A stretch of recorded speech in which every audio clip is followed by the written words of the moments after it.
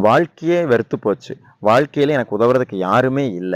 நான் நிர்கதியா நிக்கிறேன். எனக்கு எந்த வழியுமே தெரியலையே! அப்படின்னு ஒரு இக்கட்டான நிலையில நீங்க நிக்கும் பொழுது, எந்த தப்பான முடிவும் எடுத்துறாதீங்க. உங்களை அந்த இக்கட்டுகளிலிருந்து, அந்த பிரச்சனைகளிலிருந்து காப்பாற்றுவதற்கு ஒருவன் இருக்கிறான்.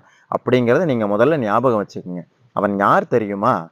திக்கற்றவர்களுக்கு தெய்வமே துணை என்று சொல்வார்கள் கேள்விப்பட்டிருப்பீங்க. அது மாரி திக்குகள் அனைத்தையுமே தன் கட்டுப்பாட்டில் வைத்திருக்கக்கூடிய ஒரு தெய்வம் உண்டு. அவன் வேறு யாரும் அல்ல. முருகப்பெருமான் தான். நீங்க உயிர குடுத்து கத்துறேன்னு சொல்லுவாங்க இல்லையா? அது மாரி அப்படி ஒரு இக்கட்டான சூழ்நிலை வரும்பொழுது, "முருகா!